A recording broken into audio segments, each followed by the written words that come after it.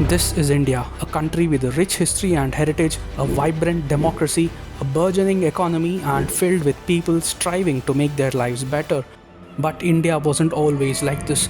For nearly 60 years, India was ruled by one family, a single political dynasty that believed that it alone had the right to power.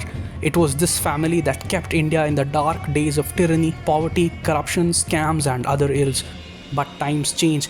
The people of India chose a leader who would lead them to a new dawn of development and growth. The Congress Party and the Rahul Gandhi family have been out of power for more than 10 years. But instead of introspection, reform, or a fresh vision for the future of India, what does Rahul Gandhi do? Liberal journalists being shot, people being lynched because they are Dalit, Muslims killed on suspicion of eating beef. This is new in India and damages India very badly. The politics of hate divides and polarizes India, making millions of people feel that they have no future in their own countries. Desperate to regain power, Rahul Gandhi is traveling the world, maligning India with blatant lies and sowing division.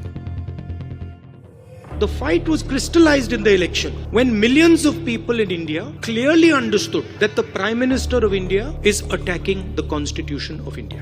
Where we are running into trouble now is the levels of violence, the levels of anger that you're seeing in India. And this, to me, this is central. The idea of India that Gandhiji envisioned was an India where everybody felt they had a home, everybody felt comfortable, regardless of religion, regardless of community, regardless of state. The idea that anybody coming into India, even a foreigner coming into India, felt comfortable in the country. And that is an idea that is now, I'm sorry to say it, but that is an idea that is now being challenged. While on foreign visits, he undermines India's sovereignty, encouraging separatism. And this is how India is described in our constitution. India is not described as a nation.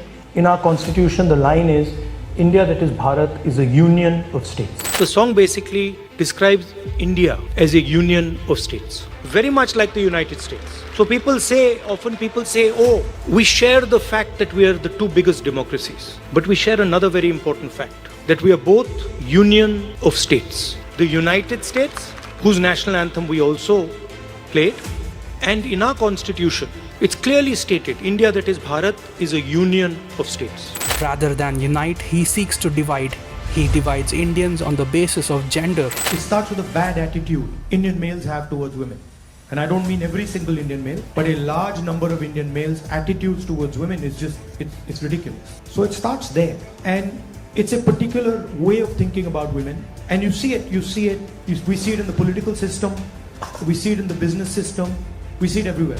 He divides Indians on the basis of caste. आज हिंदुस्तान में हमारे लोगों को कहा जाता है तुम दलित हो तुम्हें कुछ नहीं मिलेगा ज्यादा बोलोगे पीटा जाएगा दलित अट्रॉसिटी एक्ट छीन के खत्म करते हैं स्कॉलरशिप खत्म करते हैं अच्छा ट्राइबल हो तुम्हें कुछ नहीं मिलेगा किसान हो तुम्हें भी नहीं मिलेगा माइनॉरिटीज तुम्हें भी नहीं मिलेगा गरीब हो तुम्हें भी नहीं मिलेगा किसको मिलेगा अनिल अंबानी को मिलेगा He divides Indians on regional and linguistic lines. My brother who's wearing a turban there deserves the same respect as somebody who doesn't wear a turban. We cannot say, look, we don't like him because he wears a turban and we like him because he doesn't wear a turban. He speaks Tamil, so we don't like him, and he speaks Hindi, so we like him, or he speaks Malayalam, so we don't like him, and so Telugu. See, when we say Telugu, we're not just saying language. Embedded inside Telugu is history, is tradition, is music, is dance, is food, is everything. So if you say to the people of Andhra Pradesh that look, Telugu is not as important as Hindi, you're insulting the people of Andhra Pradesh.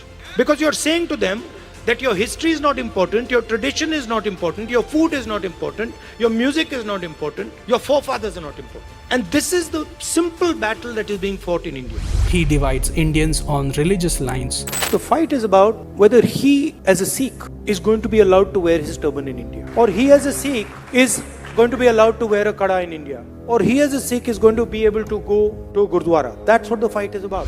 His remarks have been even supported by radical separatist elements that seek to harm India. Rahul Gandhi further attacks India's democracy and our country's institutions on foreign soil. Supreme court, election commission, RBI, ये जो हमारे एक प्रकार से हमारे देश की दीवारें हैं, इनको तोड़ने का काम करते हैं. The deep state, the CBI, the ED, the stuff that is hidden is now chewing the Indian state. It's eating the Indian state, much like what happened in Pakistan.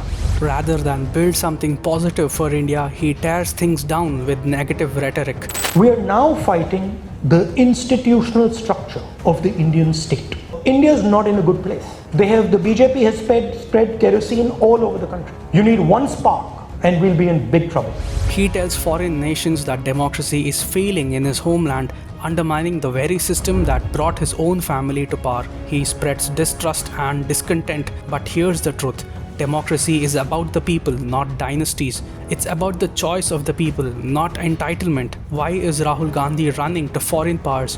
Why does he seek validation and support from those who do not understand the struggles or the resilience of his own people?